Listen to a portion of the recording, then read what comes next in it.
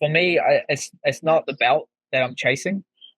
It's in my culture and being Maori. It's about honor. Is the highest form of honor you could get, and it's something you can't buy.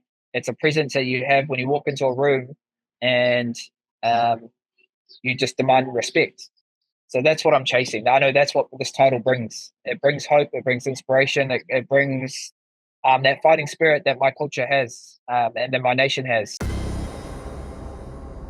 All right, everybody. UFC 317 right around the corner. International Fight Week. If I could learn how to talk, let's welcome in one of the challengers competing for UFC Gold. He'll face Alexandre Pantoja in the co-main event for the flyweight title. Kai Kara-France here. How are you, my man? Yeah, good. Thank you.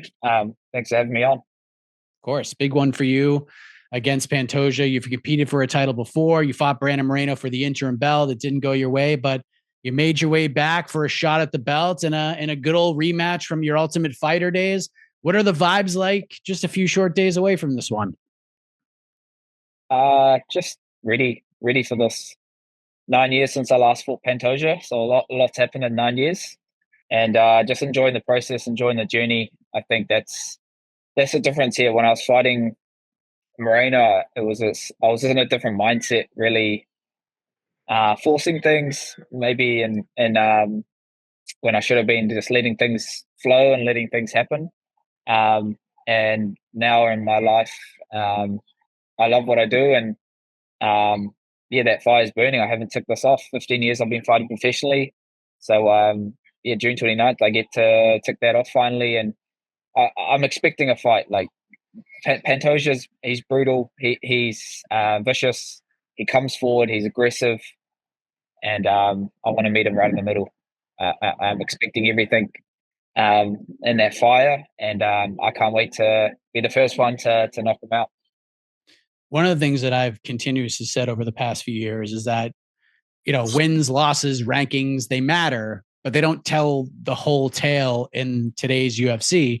Your best ability right now is availability. And here you are coming off of a knockout win against Steve Erceg last summer. Steve Erceg is one of the folks that you mentioned when I say your best ability is availability.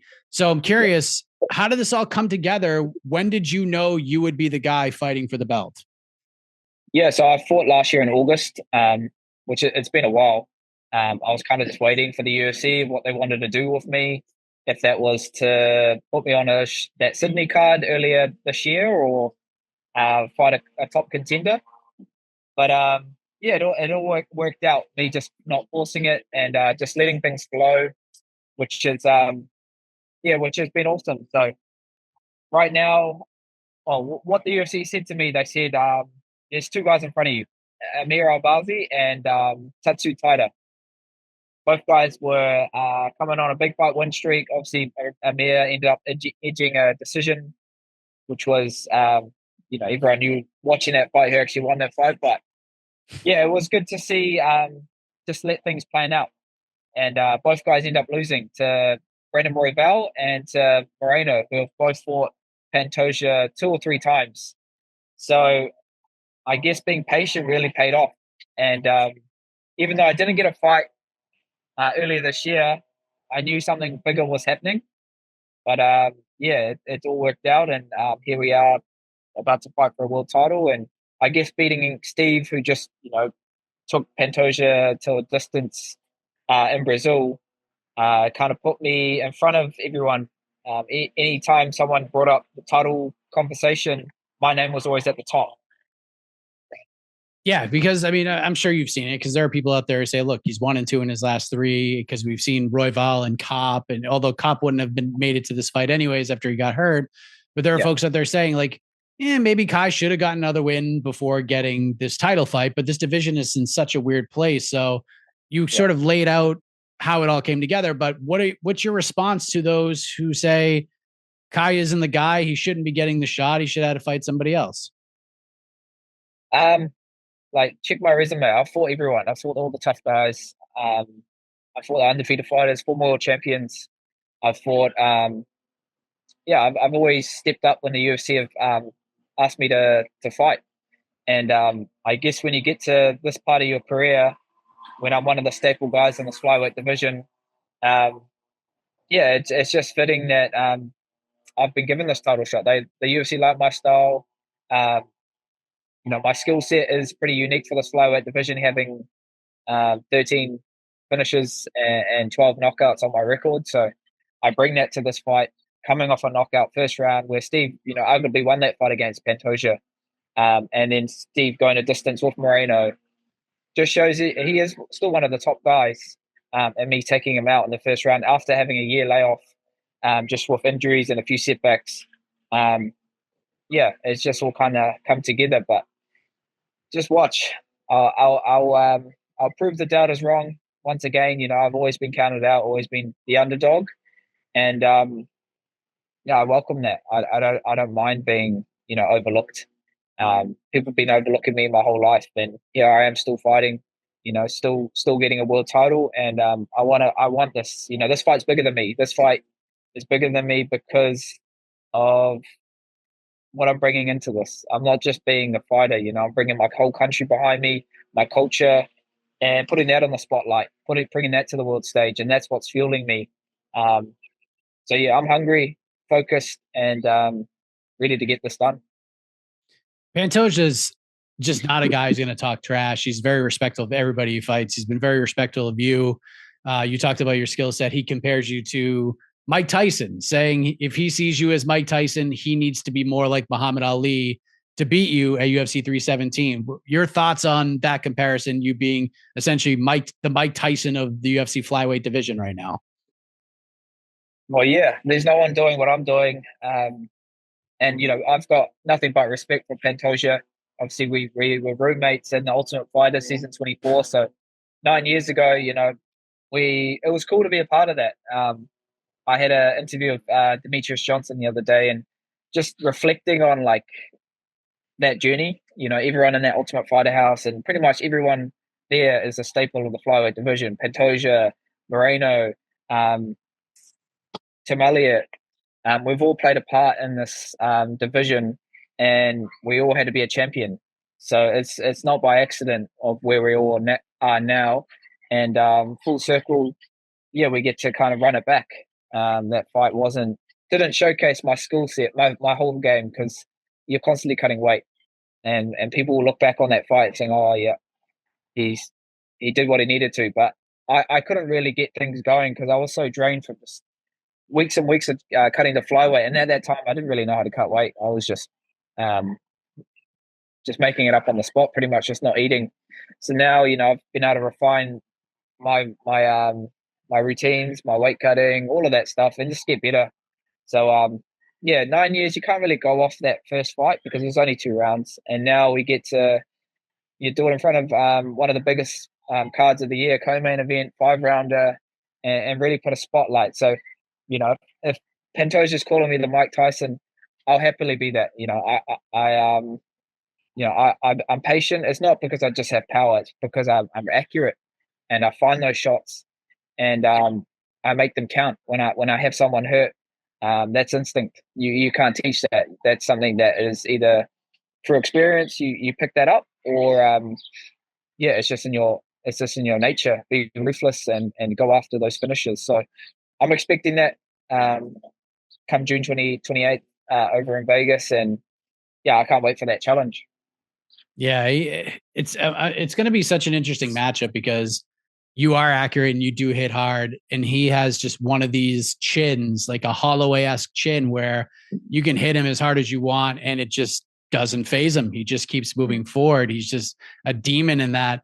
Do you feel like he's been hit as hard as you have the potential of hitting him in this fight? Because he does have one of those chins. We always say like this guy doesn't get hurt, and it's served him well. But how long can that serve him? Well, yeah, he's getting older now, nearly 37, 36, 37. Um, he's at this he's at this point of his career where he's so tough, so durable that it's been shown again in this sport that it can't be everything that you rely on. It's gonna eventually be exposed. I'm a massive Max Holloway fan, and he's been one of the most durable fighters ever. And Ilya was able to find that chin and put him out. So hey, like if you go off my track record, when I fought Cody Garbrandt, everyone was talking about, hey, this guy's coming to flyweight. Is he going to be able to be durable? And I feel like his weight cutting took away my that knockout. People overlooked that knockout for what it was, but I set that up. I didn't rush it. I fought, took my time, was patient and really accurate, and I iced that moment. But then, looking at Cody now, he's not getting knocked out. Like he's winning. He's winning some fights. He's losing some decisions, but he's still durable. Um, so I have that ability in my game to find that shot when I need it, and yeah, I can't wait to get in there and test that chin and be the first one to knock Pantoja out. What will this? You mentioned that you have your whole country behind you, and this is everything. But like, because of your patience and what you've learned from the first time when you fought Moreno for the interim belt, have you allowed yourself to imagine Dana wrapping that belt around your waist, Bruce Buffer saying "and new," and just what that will feel like to join Volkanovski, to join Jack Della Maddalena as world champions in the UFC in that region of the world? Like, do you let yourself get to that point right now? Yeah, 100%. I've visualized this for 15 years, what it'd be like to be a world champion. And like for me, it's not the belt that I'm chasing. It's in my culture and being Maori, it's about honor is the highest form of honor you could get, and it's something you can't buy. It's a presence that you have when you walk into a room, and um, you just demand respect.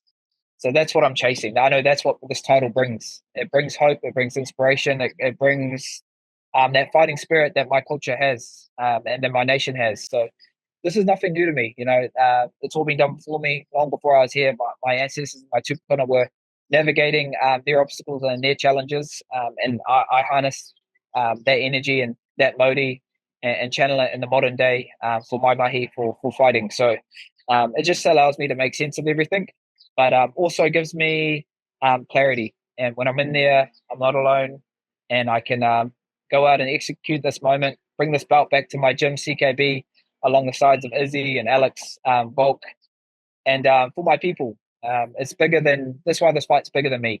Just feels like everything's come together, and yeah, I'm ready for this. Two last things. One, Manel Kape has been talking trash about you for a very, very long time.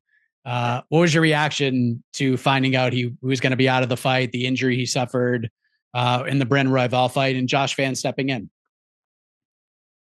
Just typical Manel Kape, um, yeah, behavior. he just can't help himself. He always says something on Twitter or online, and a few days later he pulls out of a fight. I saw he posted about Royval saying, "Yeah, around this time my opponents usually pull out because they get scared and nervous." And then I guess karma. I don't know. It's just his energy. It's just off. He feels like he has this entitlement, like it's his show and it's his world, and we're all just living in it. But the reality check is you've been cancelled 11 times in the UFC. That's unheard of. Maybe he needs to go get some yeah, like a reset, because obviously things aren't working out. And I know what the UFC want to do. They want me to win this belt and then set that fight up against me and Manel, because everyone knows that we don't like each other. This guy's an idiot. He's a clown. He's just really insecure. That's what I see. He has a skill set. He is talented, but he can't help himself. I feel like that's his biggest downfall. Is he's just got no discipline, no just no respect for anyone, and it's not going to get you far in life. So he needs a bit of humbling, a bit of humble pie. I'd love to give it to him, but you're gonna have to pay me to do it, and he's gonna have to work his way back to a title fight. I don't think the UFC are gonna give it to him. Pulling out of this fight, number one contender fight against Royval. Now Joshua Van stepped in, talented kid. This guy's doing really well for his age, and doing everything, or doing all the right things, fighting actively, stepping up when the UFC call him. They love that, so he's going to get rewarded. And he's got a big test in front of him against Brandon Royval. He's definitely one of the best guys in our division. Exciting. So yeah, I won't be watching that fight. I'll be warming up because I think it's a few fights before me, but I'll definitely be taking notes on who's the winner.